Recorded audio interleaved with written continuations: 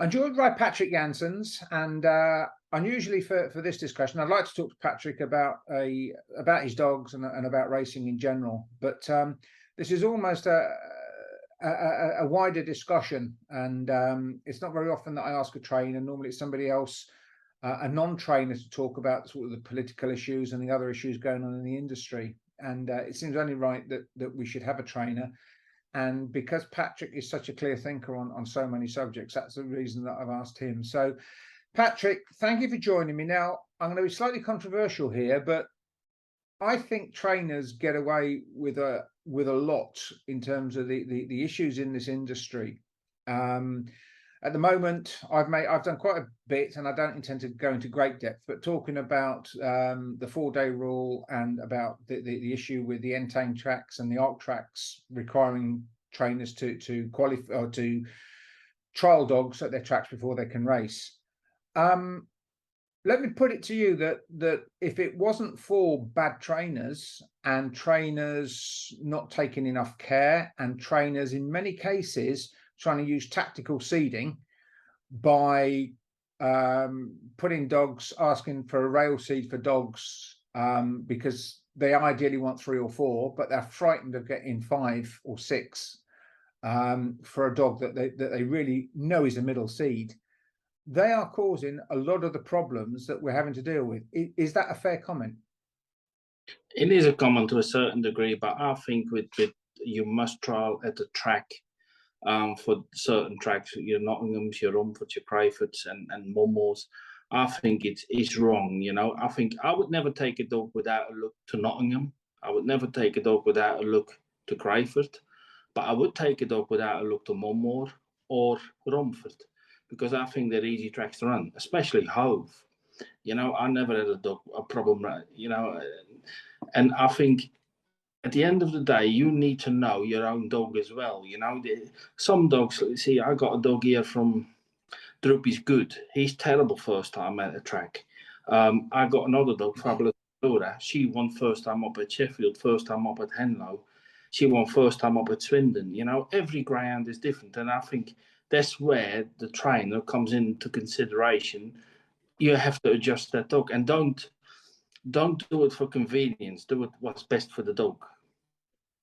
Yeah, it's the same thing, I guess, also applies to this. The reason why the 4-day rule has been brought in, because it was being abused. Now, I do think the tracks take some of the blame for that, and I do think some of the racing managers take blame, but also trainers allowing their dogs to be used. I just think you should stand up for your dog and not think about your contract. And I know it sounds all very well for you to say that, but do you agree? Yeah, but whole the concept of greyhound racing in Britain is wrong in my now. It's all about quantity, not quality. The more dogs you get on the van, the more money you get. You get your run money, you get so much bonus from the promoter, whoever. That's how people think. So if he runs sprints, he probably can run twice a week. You get twice your bonus. That's how people think. And in my opinion, is these trainers who do that, that's entirely up to them. But what ambition do they got in life? And especially in greyhound racing, because then they all see this sort of money coming with, you have so many runners, if you have so many dogs, so many runners, so many bonus, that's what I earn a week. But then you suddenly get one going lame, so he still has to be fed. That's why most of these trainers own their own dogs. Then you got to the difficulty from rehoming these dogs again, so your kennels are full up, so, and there is no initiative in England, in my opinion, as a trainer, to win these big races, because at the end of the day, if you win a big race, what is in there for the trainer? Well, you see, if you go with, say for example, we go to Yarmouth Derby with one dog, we go to Harlow with another one, we go to the Prodigal Stakes with another one. That means 3 people have to go with 3 different vans, But if I fill the van up and I got 20 minutes of the road here to Mildenhall and I run them all around in a circle, you would earn more money. And that is where all the concept of greyhound racing is wrong. And all this ARC and SIS, I think they're all big children. I really do. And the only one who suffers from this is the greyhounds. and they're all like big children. They should grow up and should work together, and not all this and we have this and we have that and you have. It's all like big children. That's what they are. Okay. I mean, looking at that subject, Mark Pierpont came up with an interesting point this week, and I hadn't really thought about it. And he was talking about that some of the cheaper dogs have stopped selling at the sales, and it's not because they're not valued, because they are. His view is that there are quite a few trainers now that, because they own their own dogs and because of the recession that we are moving towards, and certainly the problems with the economy,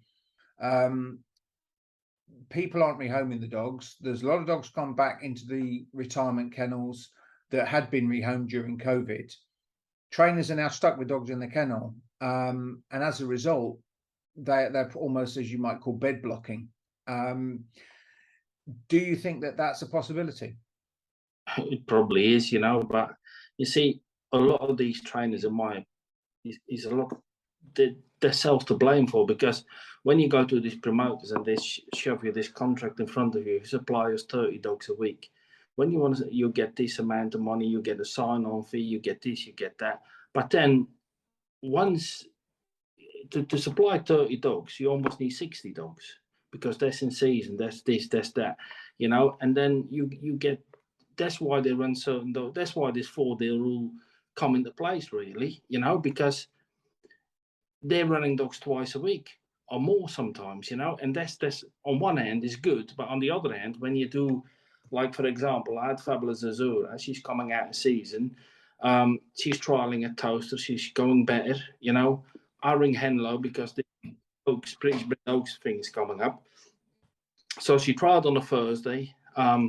I ring Lorraine, yeah, you can trial Sunday. I said, I can't, because there's this 4-day rule. Well, you have to go in blind then. So, and she was perfectly fine to have a sprint, another trial on the Sunday, because she come very well out of the trial. But the reason they brought this 4-day rule in is to abuse these graded dogs, really, not so much the open raised dogs.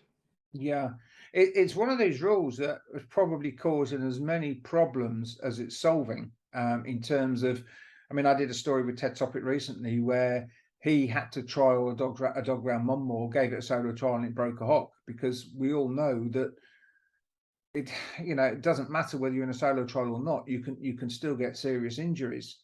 I was talking to Nick Sava, and we were talking about the 4-day rule. I saw him at Oxford, and I said to him, what do you think about the 4-day rule? And I won't use the exact word terminology he used, but he doesn't agree with it. And he said trainers should know their dogs. He said, and trainers should have the opportunity to train their dogs. He said he had Flashy Sir that could only run once a week. If that dog ran in 6 days after his race, he wouldn't go as well.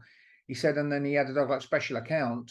And bearing in mind, when that dog ran in the Derby, we were Saturday, Tuesday, Saturday between the 3rd round and the semi-finals. Nick also trialled Special Account on his own schooling track between the Derby semi-finals and the final. And I said, well, why? He said, well, he was kind of so full of energy and so full of nervous energy that he needed to do that to take the edge off him. And these rules, as have been brought in, and I'm sure for all the best reasons and for the right sentiments, or in some cases to appease the antis, where we should be standing up to them rather than trying to appease them, they're actually detrimental to welfare. They're not a plus, in my view. No, they're not. I think, these antis, most of them are only charities who try to make money off somebody else's back, aren't they? They're not there for the greyhounds. They're only there for themselves. That's my opinion about them, and they have an opinion about everything what's wrong and this and that. And at the end of the day, you come here, you go to other kennels. These greyhounds, they're well cared for. They get let out so often, 5 times a day here and this and that. If somebody goes to work, their dog is all day in a cage. So why don't they whinge about them then? Because that's the same. That's a welfare issue then, if you want to put it like that. So I think. If you have to listen to them all the time, there'll be no dog racing in 6 months' time. No, no, not at all. No, I agree. I felt for a while that we have to stand our ground and say we've got nothing to be embarrassed about. Which goes back again to the original question. Do you think that trainers carry some responsibility for the injuries in terms of tactical seeding and not doing their job correctly? But tactical seeding, listen, at the end of the day, I see little Tata Rails in the first round of the Greyhound Derby. He drew trap forward, he done the track record, changed back to middle. You know, he ended up in trap 6. So he never got to the final because he ended up in 5 and 6. He never had his middle draw. So as a middle seed, you know, you only get what's left. So he was the worst off, you know. So what is tactical seeding? You know, at the end of the day, Buck was belly started off as a middle runner, but sometimes dogs do change. You know, they go more to the rails. You know, look at Havana Lover. You know, when she gets trap 1, I don't think she ever won from trap 1. She's a fast bitch for a rab, but you know, she drew trap 1 in the final and never really performed. And did he seed her tactically? She's better from 2, 3, or 4. So I'd, sometimes, you know, I think as a trainer, you need to know your dog. You need to know, you know, and this is the same when you go somewhere first time up, you know, you need to know what that dog is capable of. You know, I had Crossfield Dusty, and listen, and wherever he went for a trial, I took him to Nottingham, and he ran on a Tuesday at Toaster because the meet was cancelled on the Sunday, and he got beat in the final. And I tried him on the Thursday, 2 days later, and he done 17:43 round Nottingham. He never repeated that again, but he was the sort of dog. He needed a race within every 6 to 7 days. If you left it any longer, he was no good. And the quicker you ran him, the better he was. But I think every greyhound is different. And as a trainer, that's why, you know, you need to find that out. And you need we when they used to work for Mark, we had Ronnie's boss. He was the same, you know, them sort of excitable, sprinty type dogs. They can handle that. But when you have a marathon runner, you don't do that to a dog. There's the difference. Yeah, I seem to remember. I mean, when I worked in kennels, you had certain dogs that you needed to take the edge off them, and you either did it on the gallop or you did it on the track. And some of these trainers don't have gallops; they don't have that opportunity, so they need the extra runs for the dogs. I just think that if GBGB are serious about welfare and they are serious about reducing injuries, they have to look at it its entirety, and to be concentrating simply on what the recovery rate is in terms of muscle recovery doesn't cut it. It just, any of us that have been in the industry for a while, we know that that isn't the answer. But they've probably painted themselves into a corner now, whereby if they change it, it looks as though they don't care about welfare, or they'll be accused of not caring about welfare. Yeah. But I'd argue that it's not pro welfare. No, it isn't. And the thing is, as well, is how well is your dog fit? How well is he fed? How well does he? You know, every greyhound is different. Some people they recover better than others.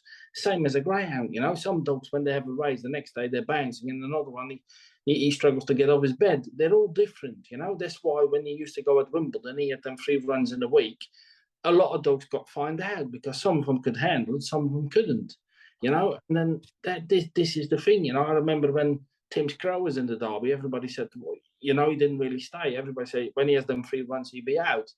He performed better. Yes. So there is nothing, there is no logic, and they can do studies what they want. You know, it won't solve it. And the main thing where they should do a lot more research into and a lot more people paying for it is preparing these tracks, you know, because there's so many injuries at certain tracks, and you know, it's dreadful, you know. And touch wood, the only track I have the less injury, and that's not because I'm there attached to or have any dealings with him, but it's Toaster. I very rarely have injuries there, but some other tracks they're dreadful. And do you have a theory as to why? I mean, do you look at the tracks and think that's too dry, or that's not being prepared properly? Tracks have the wrong sand on. They definitely have the wrong sand on. Yeah, I know that's something Kevin Boothby is very strong about. He said that obviously he chooses a particular type of sand for Toaster and Henlow, and he's also going to use the same stuff at Oxford. You think that pays dividends?